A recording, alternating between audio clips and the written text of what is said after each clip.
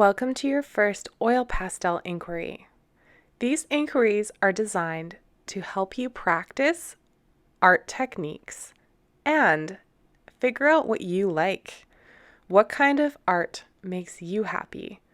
However I do things in this video, it's just a suggestion. I encourage you to try it all and then reflect on what was your favorite. So we're going to create something blended. Again, yours doesn't have to look anything like the one that I make in this video, but use it as a starting point. Before I go into the inquiry itself, I'm going to review all of the different oil pastel blending techniques. I really encourage you to check out the more detailed Intro to Oil Pastel before you start this one. But this reminder will be helpful to get you started. Okay, let's go into the different techniques, a really quick overview, and then we'll get started with the inquiry.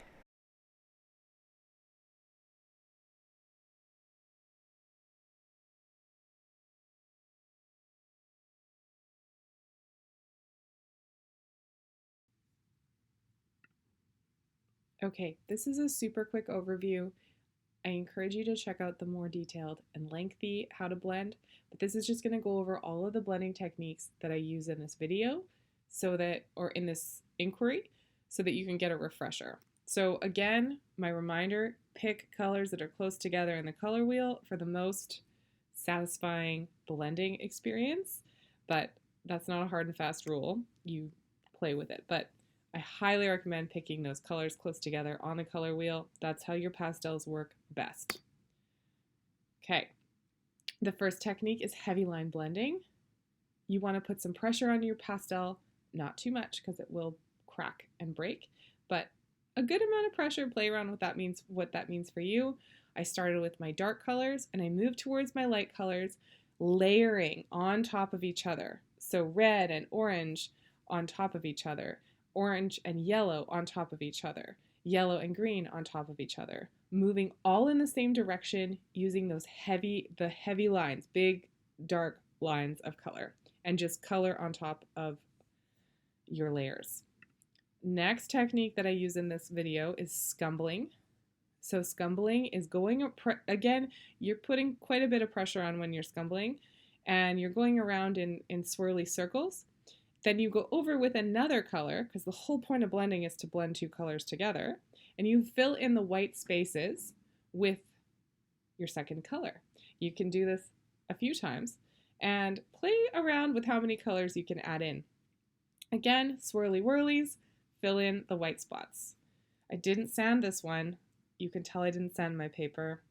Just a friendly reminder to sand your paper before you start. Okay, on to the next one. Light layer blending. This is going to give you your smoothest result. I use this in the activity too. And a reminder of what it is, just gently blending layer after layer after layer of pastel, really lightly moving in all directions.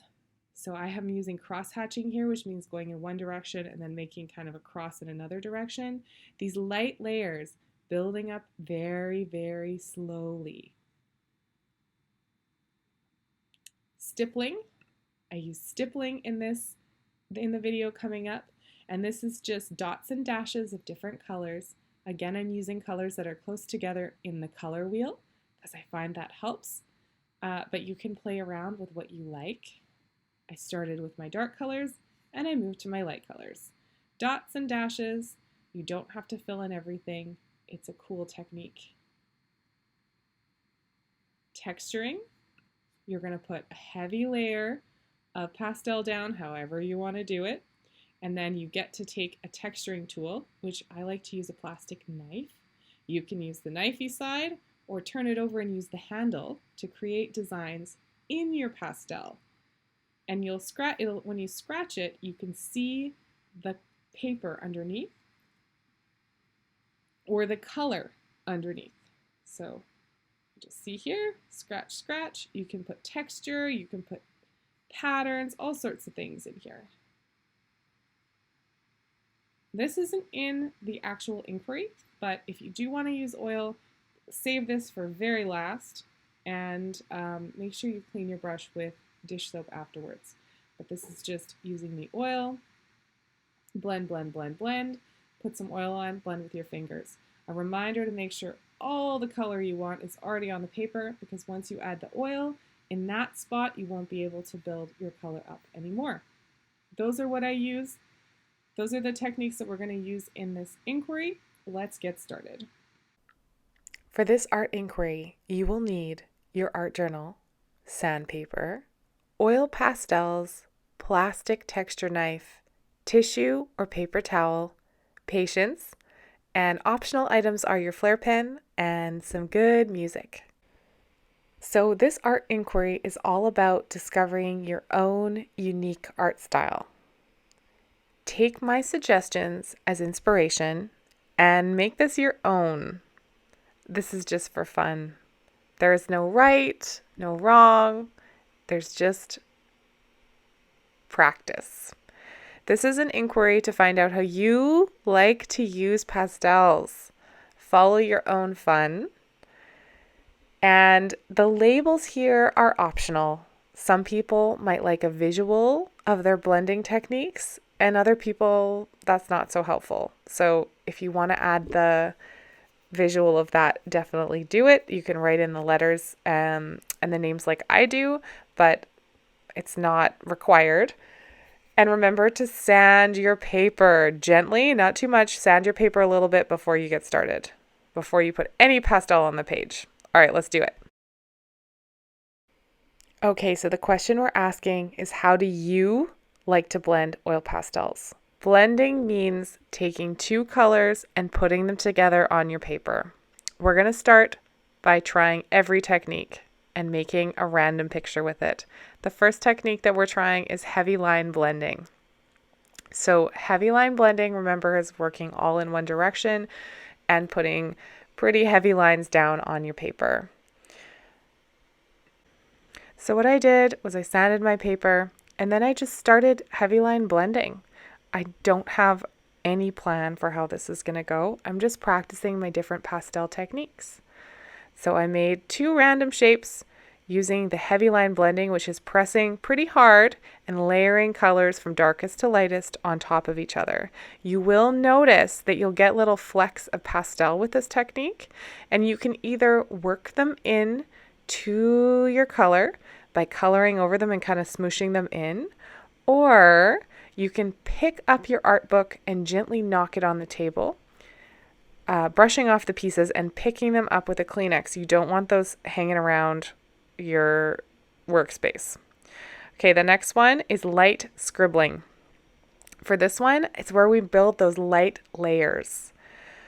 So I'm just building light layer after light layer, very, very light pressure, very little scribbles. This one is the most time consuming. It takes a really long time, but I think it's worth it. I think this creates the most smooth color. And what's the rush, right? So take your time, be patient with it. If you have sanded your paper, it should be pretty easy to build up these colors. Now, I do want to say that while you're watching this video, feel free to watch this through and pause it as you go, or watch it through and then do your own thing. It really doesn't matter, whatever your learning style is. But this is my light layer blending. As you can see, I blended, I played around with where I added all of my colors. And this is about, I want to say on average with this technique, I add about 10 to 15 layers of color. So taking the time to just keep blending. You can blend, the key is to blend different colors on top of each other. So a dark blue followed by a light blue, and then you can switch to some even darker blue and just play around with it. There's no right or wrong way. For this one, it's just light pressure, light layers, and lots of patience. And it'll keep going. You can see this one did really take me the longest amount of time. When you're blending, you're going to discover which colors you like to work together with. This is another thing that this inquiry is really good with. Which pastel colors blend well for you with which techniques? So note, when you do your light layer blending. How do you like it? Which colors worked best? And do you like how long it takes? Because this one definitely is the longest method. I'm gonna show you some scumbling now. I moved to a different point of my paper. I really did not have a plan for what this was, remember? So I just start scumbling. So pick another part of your paper and add some scumbling. Maybe it's making a picture, maybe it's not. Who knows? So the scumbling again is going around in circles and circular scribbles and then filling in the white spaces with another color. Here I started with dark blue and then I added purple and pink, and then eventually I moved into kind of a peachy, a light orange color. And again, you're layering, layering, layering, layering, layering. You put one layer down, add another one. I encourage you to do at least 5 layers. And I know that might, for some people, you might say, what? But try it. Have some patience with it, because the more layers you add of similar colors to each other in the color wheel, the more satisfying your piece is going to become. And the more fun you're going to have with your blending. You can see I was taking my finger here and I was gently rubbing on top to kind of blend the colors more. And here's where I decided to add my labels. Feel free to use your Flair pen to add some labels. Just don't use your Flair pen on top of the pastels. It's not very good for your pen. Use it on a white, bare piece of paper. Okay, bare piece of the paper. We're going to move on to the next technique now, which is stippling. So I kind of felt like I was making mountains. And so for the kind of gravelly part of the mountains, I did the stippling. And this was done with reds and oranges and browns, but you could do it with any colors to just practice this technique and reflect. What do you think about stippling? Do you like it? How could you use it in the future? Keep it up your sleeve. The last part that I did in this piece was texturing. I practiced some texturing. So here I was playing with dark green and different browns and yellows and really playing with some dark colors. And then I scratched off the color, and remember to knock the colors down and pick them up with a Kleenex. Don't let them get all over the place. Don't let them get in your art book, because they will make a mess. So make sure you clean those up as you go, or work them back into your piece. So you can scrape pastel off and then take your knife and kind of butter knife smear them all over the place. That's pretty fun too. There's really no rules here, guys. You just get to play and discover how you like to be an artist with pastels. Now, I will tell you, don't do pastels on the page next to it, the page next door. Leave the page next door blank, or draw on it with Flair pens. If you really want to protect a pastel piece, you can always cut some parchment paper or wax paper to the size of your art journal and stick it in there. But if you leave the page next to it blank, there's really no need for that. All right, now I want you to reflect.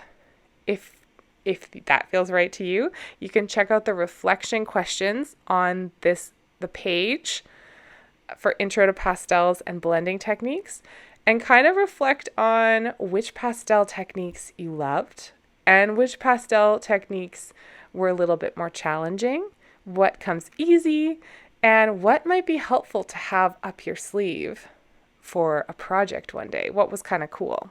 Thank you so much for creating with me. I love to see pictures of what you make.